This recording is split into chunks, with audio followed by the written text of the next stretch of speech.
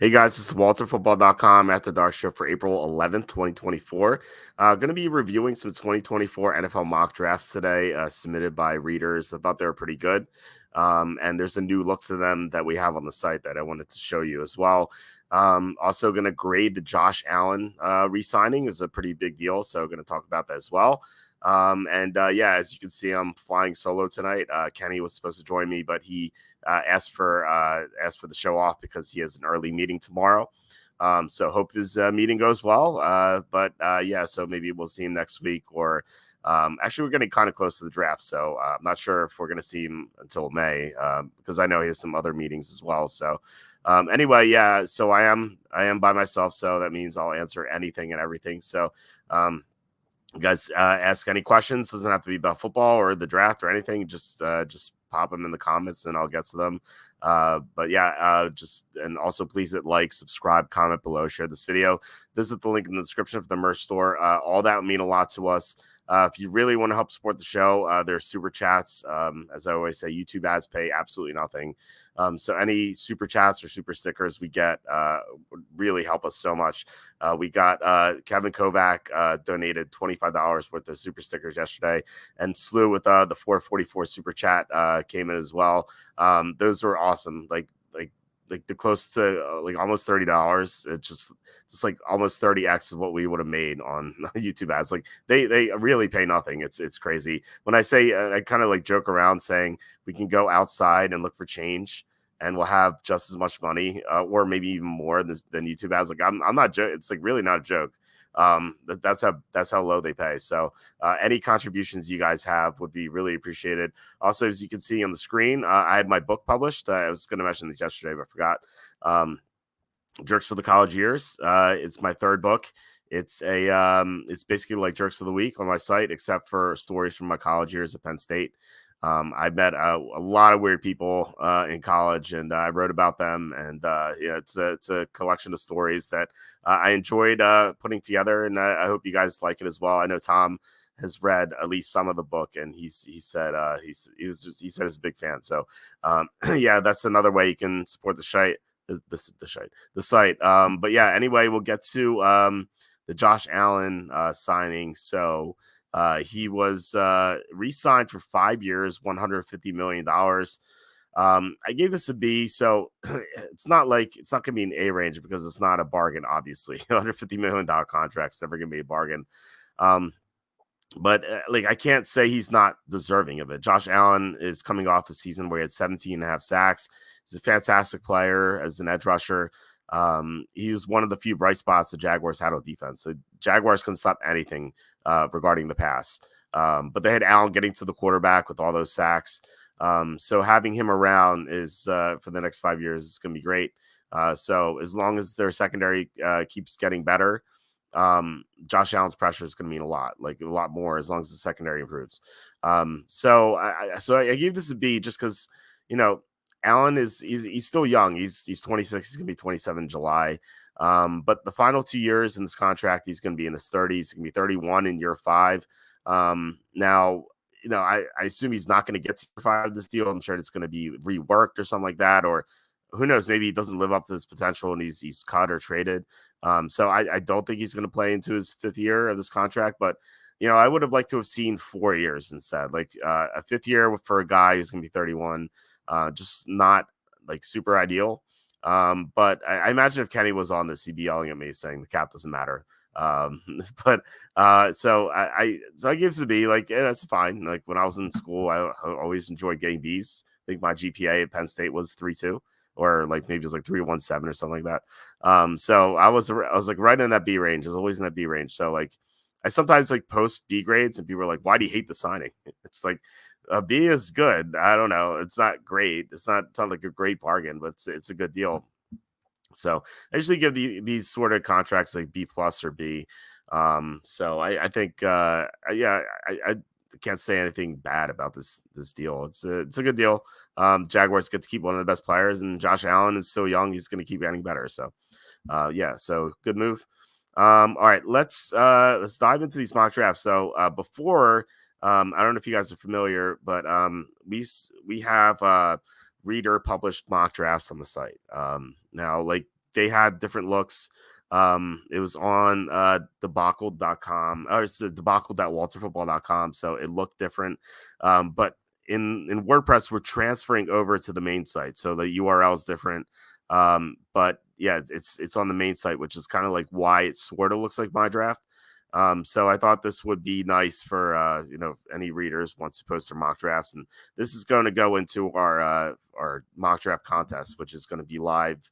Actually, I think it is live already. I don't know if I posted the link on the homepage, but I think I will by Friday. I think on Friday I'm going to post the say that the mock draft contest is open. Just going to make sure it is, but yeah, it's good. It's like $350 the first. I forget what second is, maybe 75 or 50. Yeah, it's on the site though. But yeah, it's an easy way to win free money. Just submit a mock draft that's accurate, and you could win $350.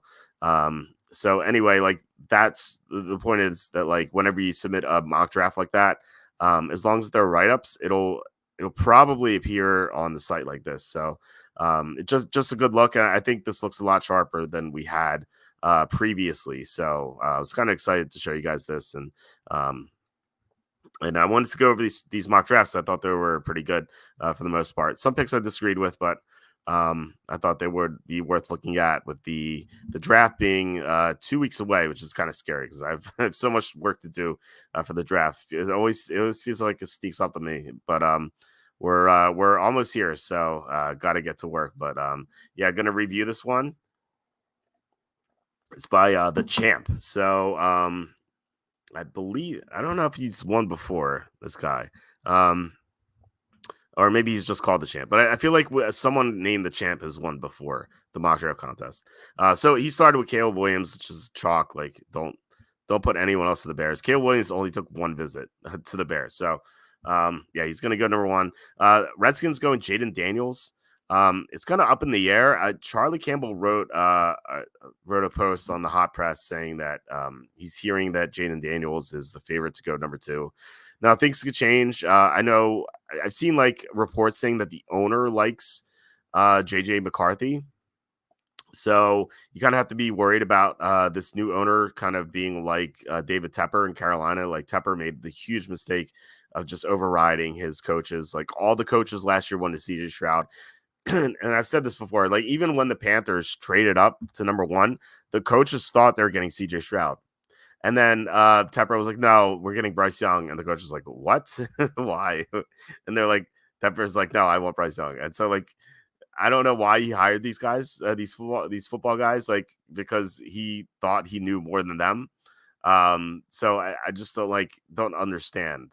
It would be like, I run walterfootball.com. Be like me, like I know very little about let's say like baseball. I know very little about baseball. It'd be me hiring a baseball writer, and then and then I would like look at his articles and I'd change his opinions to what I think. Like, it just doesn't make any sense. Like he's not a football guy. He's from a business background. I know he made his money through bank stocks and whatnot. So I don't know like why he thought he would know more than the football guys, but anyway, we'll see what this new Redskins owner is like. Hopefully he's not meddlesome like Daniel Snyder, but yeah, Jaden Daniels sounds like he's going to go number two, but a lot can change still, and of course we don't know what the owner's going to do. Number three, Drake May. I assume it's going to be May if Daniels off the board. The Patriots like Daniels a lot. So this is Daniels' floor, and I don't see him slipping past number three. Charlie has a hot press about the Patriots as well, like their preference of the quarterbacks. So it looks like they like Daniels the most, and then after that, it's either May or McCarthy. So sounds like it's going to be one of those two. And then we have the Vikings trading up from 4. They get Arizona gets 11 and 23. So it's a clean trade. Like Houston, like Minnesota got Houston's pick. It's like fairly obvious that they're trying to trade up, and makes sense because they have no quarterback. I don't know if I'd like this move. I understand it, but I'm not a McCarthy fan. I don't think he belongs number 4, but I get it. I at least understand it. I wouldn't fail the Vikings for this, but it feels like Christian Ponderish to me, It's like Christian Ponder did not belong in the first round, and I'm not sure McCarthy does either. I think he's a better prospect than Ponder was, but I don't know. I just not a big fan of his. Blaine Gabbert was in the same draft. I don't know. I don't like this at all. Um yeah, I don't like I don't like this. I don't like the pick, but I think that as far as the mock draft is concerned, I think this is very realistic. I think Minnesota's going to try to move up to either 4, 5, or 6 and take the quarterback. And we know Arizona wants to move down. Mike Jurecki has said that on his podcast. They like Malik Neighbors more than Marvin Harrison Jr. apparently, which is a little bizarre, given that they were linked to Harrison all year. But they do want to trade down. Arizona has so many holes. They just want to get more resources, and yeah, it just makes sense for them to move down. Number 5. So here's a cool thing. I like this a lot. This is what Arizona did last year. They had the 3rd pick. They moved down from 3 to 12, and then they moved up from 12 to 6. So this is the same thing. So Arizona here moves down from 4 to 11, and now they move up from 11 to 5, and they give up the 27th pick, which they got last year from Houston. So they give that to the Chargers, and then they get 5 and 110 in return. So yeah, I like this a lot. The only thing I changed is I put Neighbors here instead of Harrison. But yeah, I could see Arizona moving from 5 to up to 5 or to 6 or to 7 to get either Harrison or Neighbors. And speaking of Neighbors, the Giants getting Malik Neighbors number 6. I'm sure the Giants would love it if Neighbors fell to them. I don't have that happening in my mock draft. In fact, I have the Giants trading down, which I might change soon. But the Giants have nothing at receiver, so it makes so much sense for them to take Neighbors or Harrison. Number 7, Titans going Joe Alt. Yeah, this is a very logical pick. The Titans have no left tackle, and Joe Alt's the best tackle in the draft. So unless they trade down, I feel like this is going to happen. So the Chargers. So this is fun. The Chargers, who moved down from 5 to 11, now move up from 11 to 8. This is great. So they gave up number 69, and they get 109 in return for this from 8 to 11 swap. The Chargers move up for Rome Odunze, which makes a lot of sense because they have no receivers, and Odunze is the last of the top 3 receivers who are expected to go in the top 10.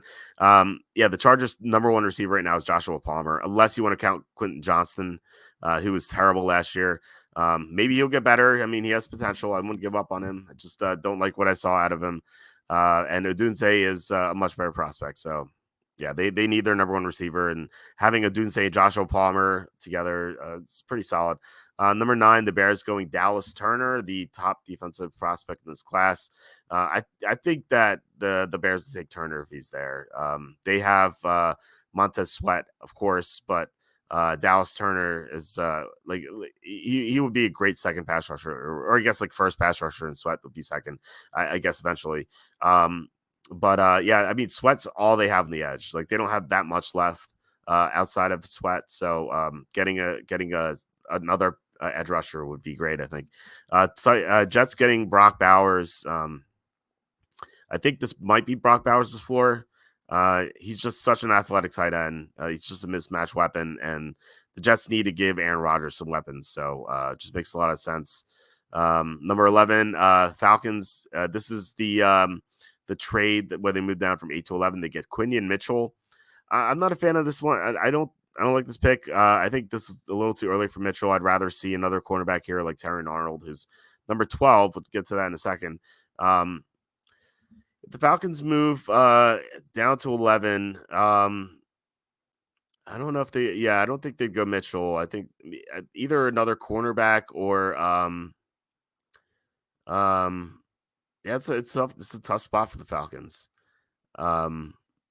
Because like I feel like they might as well just stay at 8 and take Dallas Turner. I think that would be the best for them. I think that you know what I'd mock them was like Byron Murphy. I feel like that's a better pick at 11 than Quinny Mitchell. But anyway, like the Colts 12, they move from 15 to 12 to get Terry Arnold. Not sure they need to trade up for a corner. Like there's so many decent corners who are going to go in the first round. Like none in the top 10. But like there's going to be a bunch who go like 15 to 25 or 15 to 30.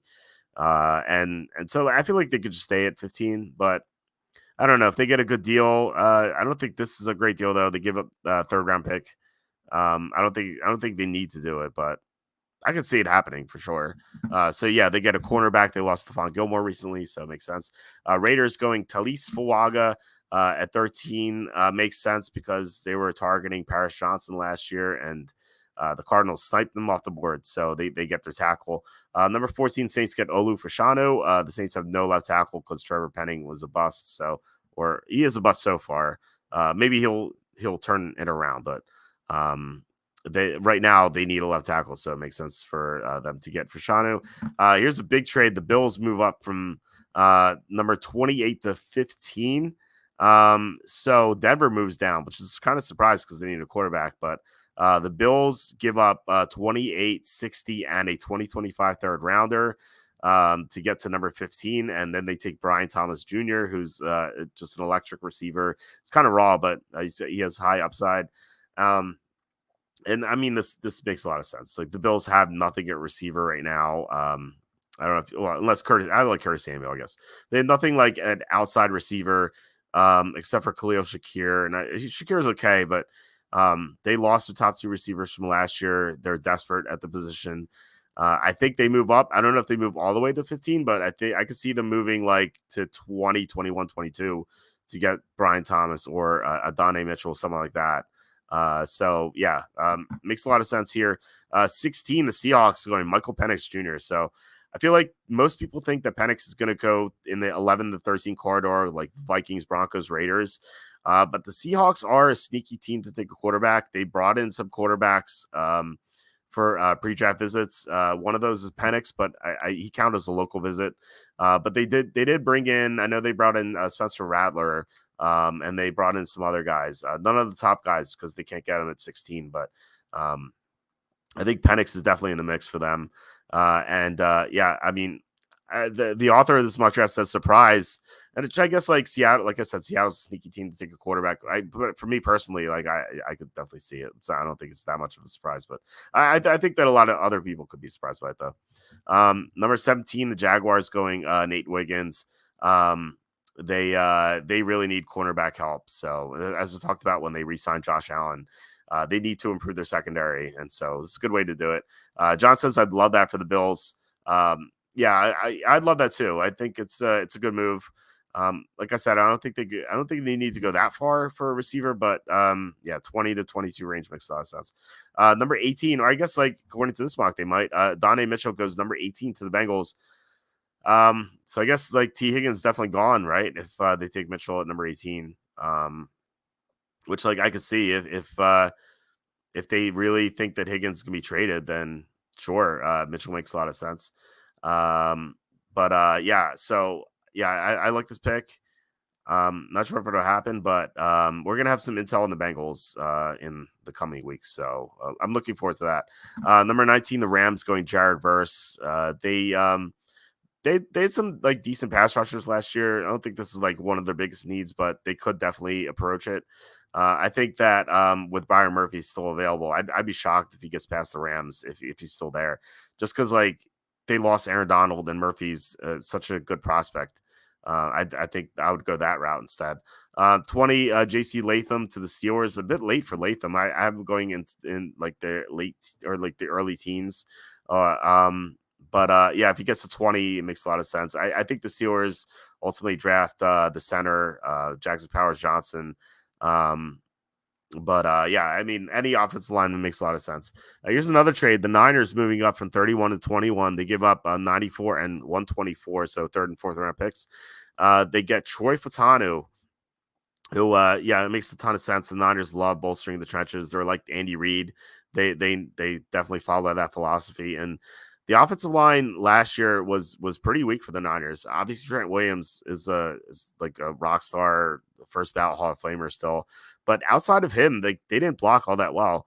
So it's kind of surprising that they made it as far as the Super Bowl. Like they almost lost twice in the playoffs. So with better blocking, it's obviously less likely to happen, especially like given that they have to go against the Eagles pass rush so often, or like most likely they have to in the playoffs. So yeah, to get past the Eagles and all the rising teams in the NFC. I think that going after an offensive line makes sense. Eagles drafting offensive lineman too. No surprise here. The Eagles get Graham Barton.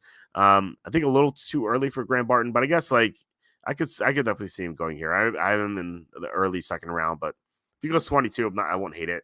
Um, the Eagles lost Jason Kelsey to retirement. So like I think they're fine on the offensive line now, but if they decide that they need an offensive lineman, it just I wouldn't not gonna argue it.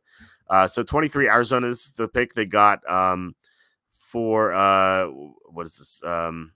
This is the pick they got for Minnesota, which Minnesota got from Houston. So yeah, 23. They get the Cardinals get Byron Murphy, which is a huge steal. Like I think Murphy could go as high as 11. Vikings like him a lot. So it's kind of like I guess it's a shame for them that they need to reach for a quarterback, but um yeah, like if for some reason they don't like any of the quarterbacks suddenly after acquiring the Houston's pick, which seems bizarre, but like if they like change their minds or something like that in some sort of like draft day movie type of deal, I think that their pick is going to be Byron Murphy at 11, but I ultimately think they're going to go quarterback. But anyway, like this is a steal for Murphy. If he's here for any team in the 20s, like I think he's going to be the pick. So yeah, I mean, great pick for Arizona if that happens. 24 Amarius Mims to the Cowboys. The Cowboys need a left tackle badly.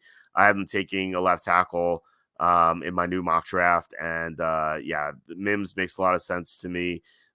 He's injury prone, so like I could see him falling to the second round, but if the Cowboys are okay with him, it makes yeah, it's a good pick. And you know, the Cowboys have taken injury question mark guys before. Leighton Van Der Esch, like what was that draft, like 2017 or 2019? I forget whenever Leighton Van Der Esch was drafted, Charlie Campbell came out with a report saying that one team removed Van Der Esch from the draft board completely, which is true. Because well, that team needed a linebacker and they passed on him. And it was funny because a lot of draft sites came out like super opposed to this. They're like there's no way this happened. And like they even quoted someone. It was just that someone, by the way, was Leighton Van Der Esch's agent. Because whatever they wrote, they actually like quoted a quote unquote source of theirs, saying that like, oh, Leighton Van Der Esch visited all 32 teams. And like whatever quote they had was the exact same text I got from Leighton Van Der Esch's agent. It's on my phone. I wish I would have like outed them. I like at the time I just wanted to like lay low and just like avoid the noise. I don't know why. I feel like now I would have treated that a lot differently. Like I could have outed these people like so easily. Because like they said like, oh, a source told us that like this didn't happen, but the source is his agent. Like of course like the agent's gonna you know push his client. Like that's what he has to do. That's his job. But like the fact that like they said that they quoted this great source about the Van Der Esch not being removed from any draft board, but that source is his agent. So like of course there's like a conflict of interest. But anyway, the Cowboys have gone with injury guys before, like Van Der Esch, so maybe they'll make an exception for Mims. I can definitely see it. Polywana says Barton is minus 800 to go in the first round. That's crazy. That's I've seen him in the second round of too many mock drafts for him to be minus 800. That's insane. Over 10.5 defensive players at minus 105 at DraftKings is a great prop. Brian Thomas over 15.5 at minus 110 is great as well. Yeah, I think so too. Over 15.5 seems kind of wild because the Colts had the 15th. I guess the Colts could take him. But yeah, he's so raw. But like I could see him going earlier, but remember how all the receivers fell last year? Like every single one of them went later than everyone thought. So yeah, I think that I would go over on that as well. I want to hear from Charlie though before I bet any props. But yeah, right now I think that makes a lot of sense. Anyway, 25 Packers take Cooper DeJean. No one knows how to say his name. Like seriously, like every announcing crew has said it different. But yeah, it makes a lot of sense. The Packers lost a key cornerback last year, and so I feel like they need to replenish that. Just like I felt like it was just a huge mistake for them to trade that player, but yeah, they get to redeem themselves here. 26 Chop Robinson to the Buccaneers. A little earlier for Robinson than I would like. I think he goes second round, but I could see him going first round. He's an edge rusher, and if a team likes their edge rusher, then they're going to take him in the first round. So decent pick. 27 Chargers going Tyler Guyton. Jim Harbaugh said he wanted to beef up the offensive line, so it makes sense. And at 5, it might be too early to take Joe Alt anyway. Not that I would hate the move, but they need a receiver, so yeah, I like taking a tackle in this range. So the Broncos, who moved down from 12 to 15 and then 28, get Bo Nix. Bo Nix final off the board. I think if a quarterback falls in the second round, I think it's going to be Bo Nix. And usually like someone does fall. Like last year, Will Levis fell to the second round. Everyone thought he was going to go 4, and he fell to the second round. Bo Nix is I thought Bo Nix and Michael Penix at one time were going to go in the second round, and then I thought okay, Bo Nix is probably going to go first round, but he has like the same issue as Penix, and like he's 24, so he doesn't have the same sort of upside. And Penix has really helped his draft stock recently. Like first of all, he had a great pro day at workout, and second, like I feel like teams really found out how much he loves football because there are those pictures circulating like of his apartment or whatever, wherever he lives. Like he had like plays like scribbled all over the wall like a madman. And like this is like if I'm a coach, I'm like, wow, this is amazing. I want this guy to be my quarterback. So yeah, so I think that Penix is more likely to go first round than Bo Nix, but I think it definitely both go first round. There's a lot of desperate teams, and Denver has nothing at quarterback. Like at least the Raiders have Gardner Minshew and Aiden O'Connell. Like Denver has Jarrett Stidham and Ben DiNucci. Those guys are horrible. Like I know that like Denver, like if the Raiders went into the season with Minshew and O'Connell, I think Raider fans like some would be pissed, but I feel like a majority of them would be fine with it. I think they'd back their team. But if the Broncos went into the season with DiNucci and Stidham as their quarterbacks, I feel like most Denver fans would revolt and like just not show up to the games. So I think they have to do something like this. The Lions getting Kool-Aid McKinstry. They actually brought him in for a top 20 or top 30 visit. So yeah, it makes a lot of sense. They need a cornerback badly. Ravens going Latu. Guy, he really falls. The guy I had him in the top 10 at one point, or early teens. But he has some injury issues as well. But the Ravens are another team that took an injured player. They took Jason Away, who was injured. Or no, not Jason Away. It was I can't remember who it was. It was another edge rusher that the Ravens took. It was I believe he's from Michigan. Just want to look up the name real fast. It was if I could find it. What's his name? David Ajabu. Yeah. Yeah, he was seen as the first round prospect, and the Ravens drafted him, even though he was injured. So the Ravens have a history of doing this, so makes sense. Dolphins going Johnny Newton at 31. So I've been trying to put Johnny Newton in the first round in my mock draft. I haven't been able to place him, but this makes sense because they lost Christian Wilkins. And then 32 Chiefs going to Xavier Worthy, which like the Chiefs needed a receiver even before this Rashee Rice nonsense started happening. So makes a lot of sense. Yeah, Jabo, thanks. Yeah, I couldn't think of the name, and I couldn't think of the Packer cornerback who got traded. It was Rasul Douglas. It's hard to like talk like live and just say stuff. At least like if I have someone with me, at least they can talk while I look stuff up. If it's just me, it's like this is all off the cuff. It's not scripted, obviously. So so that's one mock. Gonna get to another one here. Okay, this is from Unimaginative. So hopefully this mock draft is a little imaginative. Maybe it's our ironic screen name here.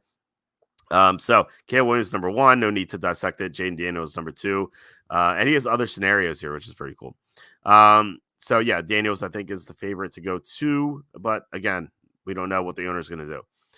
3, Drake May makes a ton of sense.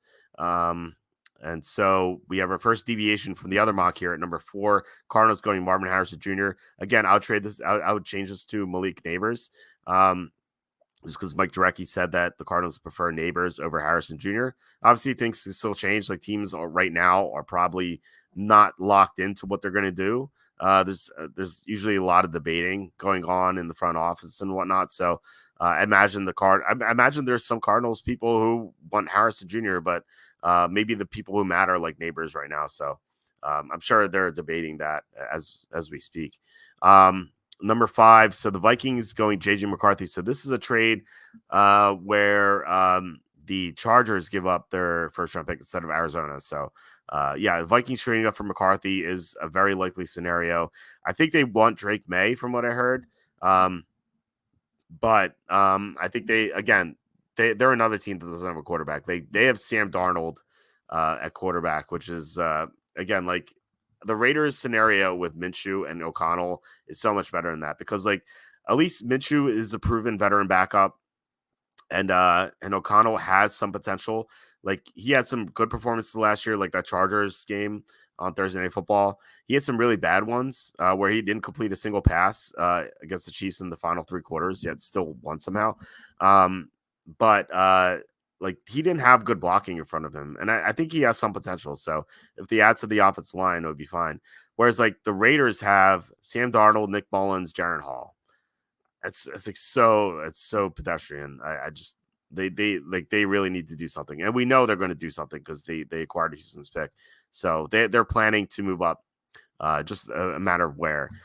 6 Giants going Roma Dunze. So over Malik Neighbors, which is shocking. I think they definitely take Neighbors if he's there. And this could be Harrison. If if the Cardinals go Neighbors, and then the Vikings move up to 5, this would be Harrison. So that'd be kind of a surprise to see the Giants getting Harrison because he's never been available to them in my mock draft, but it's definitely possible. Titans shocking pick here, Dallas Turner instead of Joe Alt. I feel like it's very likely to be Joe Alt, but if it's Dallas Turner, would I be shocked? Like no, but I don't know. I think that I think it's more likely to be Joe Alt. Dallas Turner makes sense though. Especially with like the improved quarterbacking in the AFC South. CJ Stroud's there, Trevor Lawrence, and then who knows if Anthony Richardson can stay healthy. But if he can, like those are 3 great quarterbacks. So you have to get to the quarterback for Tennessee. So yeah, it makes sense to take Turner. But again, they have no left tackle, and Joe Alt's just right there. Falcons taking Latu. This is way too early for him. Now, I wouldn't have said that a few months ago. I think he's talented enough to be in the top 15, but he has the injury history. So I would not like this if the Falcons did it.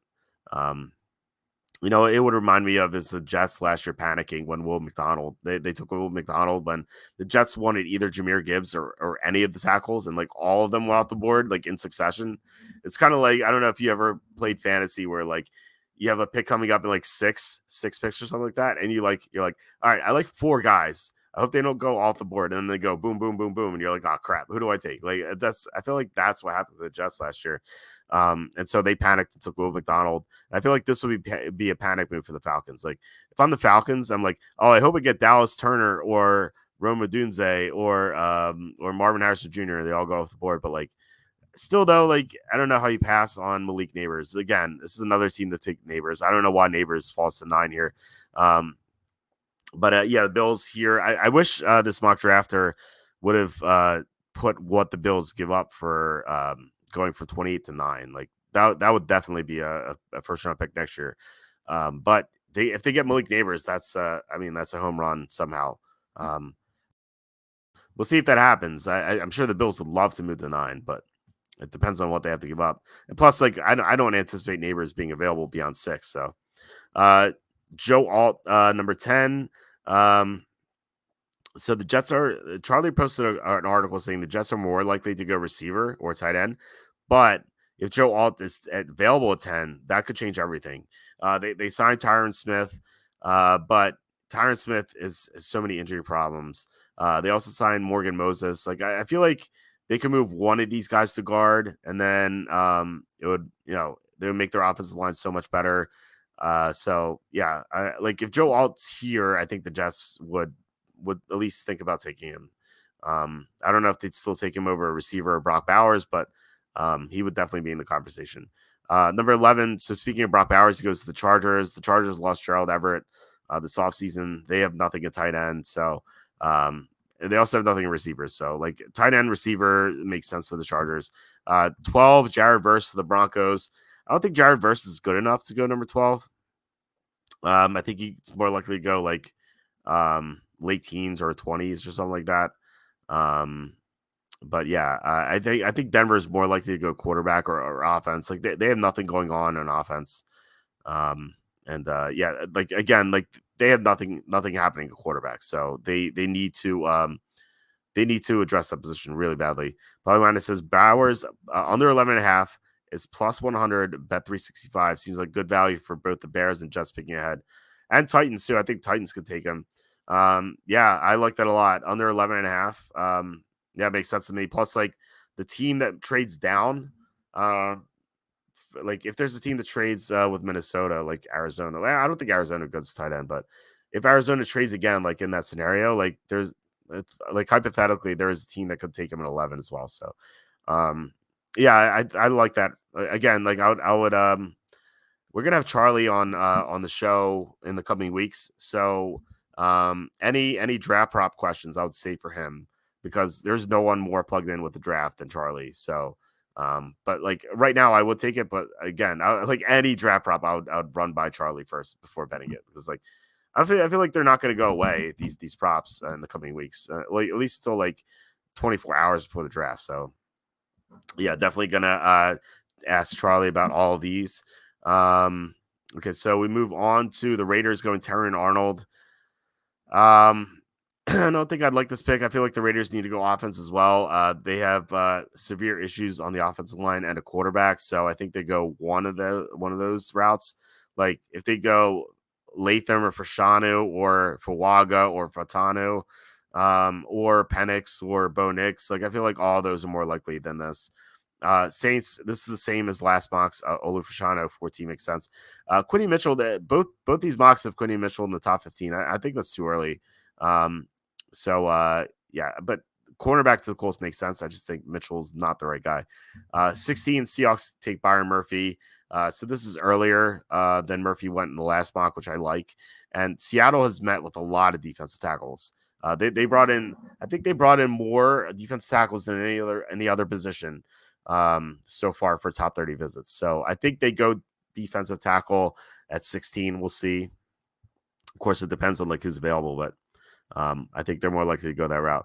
17, Brian Thomas Jr. So this is over 15.5 for Brian Thomas Jr. as we saw with the other prop.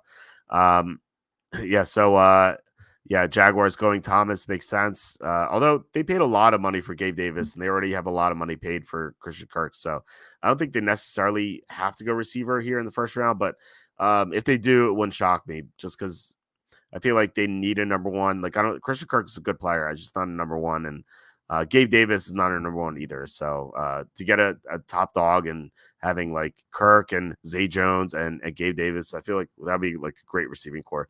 Bengals going Nate Wiggins at 18. Yeah, they lost Chidobe Awuzie in free agency, so a cornerback makes sense for them. Like I said, we're gonna have more on the Bengals in the coming weeks. So looking forward to that. Cassandra says if Joe Alt is there for the Jets, they have to take him. It would be completely irresponsible if they didn't. And since it's the Jets, that means they'll pass on him. So what's funny about that is like the Jets really wanted a tackle. They even wanted Broderick Jones at 15, and like the Steelers took him at 14. And so last year, so yeah, they panicked and took Will McDonald because like all the first round tackles are off the board. It's like how ironic would it be if like the top tackle in this class fell to them at 10 and then they passed on him? Yeah, you're right. That'd be so stupid. So yeah, I think they have to take him. The only scenario is like a crazy situation where like either Harrison, maybe Marvin Harrison falls because like he hasn't worked out, and it like Harrison and Alt are somehow there at 10. Like I don't see that happening, but like hypothetically, I feel like that's the only way you don't take Alt at 10. But yeah, I agree. Tony says you may or may not have done my mock first. I've already changed it a bit, but much appreciated. Okay. I didn't know you changed it. It's just funny because I posted it on the homepage of the site, so it definitely got a lot of views. But yeah, I mean, if anyone wants to make a mock draft on the site, just like hit me up so I see it. Like I'll post it on the homepage and I'll put it out on Twitter for people to see. Warco says, I'm late. Who did you have Arizona taking? So in my mock draft, personally, I have Arizona going Malik Neighbors because Mike Jurecki, who's the most accurate team reporter that there is when it comes to the draft, he said that the Cardinals like Neighbors more than Harrison, but he also said that the Cardinals want to trade down. So I may predict the trade down eventually in my mock draft concerning Arizona. Because it makes a lot of sense. Like Arizona wants to trade down, Minnesota wants to trade up, which is just so logical. But yeah, they want Neighbors. So if they stay put at 4, they take Neighbors. If they move down to 11, I know that they want a receiver. The Cardinals want a receiver, cornerback, guard, and edge rusher. So if they move down to 11, I feel like priority number 1, I think, would be getting a receiver. So I think they would try to trade up kind of like they did last year when they moved from 3 to 12 to 6. So if they move from 4 to 11, I think that they would try to move from 11 to like 6 or 7 and try to get one of Neighbors or Harrison or Odunze if they can. But I feel like Odunze is plan C for them. But let's just say hypothetically they can't. So they move to 4 to 11 and they can't move up just because like the other teams aren't willing to move down. And all three receivers are off the board.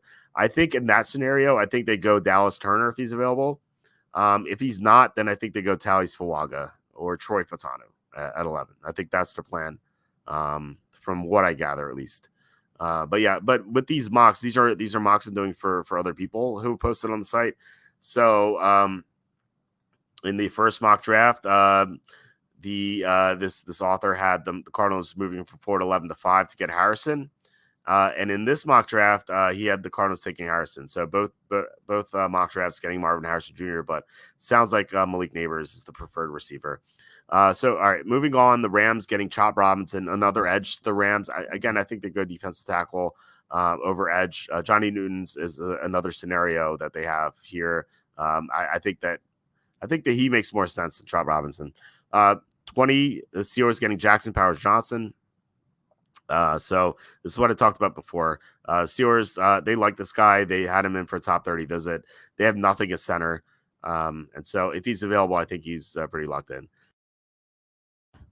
Number 21, the Dolphins getting Kool-Aid McKinstry. So in the other mock draft, we had him going 29. The Dolphins have lost some cornerback talent lately, so it makes sense for them to go corner. I think this is a tad early for McKinstry, but not too early. Number 22, Eagles, another offensive line pick for them. Tallis Fuaga. I think you can make the case that Fuaga is the best player available, so I wouldn't hate it. I don't think like the Eagles need an offensive lineman. Like I said, they lost Jason Kelsey, but I think they're prepared to move forward without him. But again, like if they go offensive line, no one's gonna be surprised because that's what they do. Chargers getting Tyler Guyton at 23, so this is the part of the trade that they had here with the Vikings. So they picked up the 23rd pick, which was Houston's, and they get Tyler Guyton here, and it makes a lot of sense because, like I said before, Jim Harbaugh told the media that he wants to beef up the offensive line. 24, again, Dallas needs a left tackle, Troy Fatano. He might be more suited to play guard or right tackle, but they could try him at left tackle, or they could try someone else left tackle and move this guy to guard. So either way, Dallas can improve their offensive line. So just makes a lot of sense. 25, same pick as the other mock, DeJean. It makes a ton of sense because Russell Douglas is gone. I remember his name that time. 26, Buccaneers getting Graham Barton. So it's funny that he's minus 800 to go in the first round. So I guess maybe I should have him in the first round. But anyway, the Buccaneers need interior offensive line upgrades. They're good at tackle, but they have issues at guard. What they could do is they could take a right tackle, move Luke Goedeke inside. But here, Barton's like a rock solid guard who makes sense for them. Here's a surprise. So even the author even said this is a few wild card player. Austin Booker, number 27. I've not seen him in the first round, but so yeah, I mean, I think this is too early, but like we've seen teams reach for players before, so I can't say it's impossible. And like I said before, Arizona needs an edge rusher. So if they think Booker is the best edge rusher available, then sure. I'm sure they'd want to trade down to take him, but I'd like I wouldn't grade this favorably because I think they can get him later. But yeah, I mean, like we've seen crazier picks in the past. So 28 Bears getting okay, so this is Johnny Newton. He says Johnny Newton. He didn't select the prospect for some reason, but the Bears need defensive line help. They need help at defensive line, edge rush, and they could use another receiver. But yeah, that's basically where they need to address. And yeah, Newton makes sense. So Lions getting Mike Sainer still from Michigan.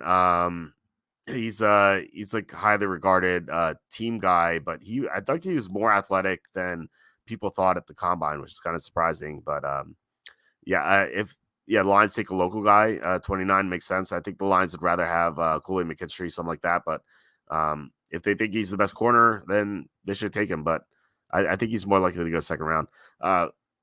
Ravens going JC Latham, number 30. This is a surprise. I had him going much earlier. I'm going in the early teens. So the Ravens get a great value. And like the Ravens are usually a team that steals a player who falls. And that's the scenario again. So it's pretty realistic. The Niners going Amarius Mims. Again, this is a guy who's injured. Or he has injuries at least in the past. Yeah, the Niners, they need offensive line help outside of Williams, as I said before. And 32 Chiefs taking Donnie Mitchell. I'd be shocked if Mitchell falls this far. But if he does, the Chiefs will scoop him up, no question. They need a receiver. Rashee Rice is going to be facing suspension. And they signed Marquise Brown, but I don't know if he's the long-term answer. So Tony's saying, I think Charlie reported that Melton is more likely to go in the first round than Sanders still is. Max Melton. I'd rather have Melton there than Sanders still for sure. So yeah, thanks guys for commenting, watching. Really appreciate it. So this is really cool to review these mock drafts. Going to be doing this more as the weeks approach. Tomorrow we're going to have a special guest who's going to talk draft, and he said he has some juicy draft props for us. So I can't wait to hear what he's come up with. So I'll let you guys figure it out who it is. It's not Charlie. Charlie's going to be on in the future. It's another draft guest, but looking forward to that. Tom is going to be on Saturday. So those shows are always fun. And then on Tuesday, we get to start all over again with Jacob. It's crazy that the draft's in 2 weeks. I can't believe it. So I have a lot of work to do. I'm going to sign off. And first of all, I have to go to Trenton to submit my Rainmakers lineups. Because Pennsylvania is stupid. And then once I get back, I'm going to get to work on some draft content on the site. So that is my plan for tonight. But yeah, once again, thanks guys. Really appreciate you coming on and reading and commenting. Just means a lot. And also please help support the site by liking, subscribing, commenting below, sharing this video, or buying the book, Jerks of the College Years. Would really appreciate it. I don't know why I said also. That's all I have to say. So, that's it. So I'll be on tomorrow night with our special guest for more draft content. I will talk to you guys tomorrow and have a good night.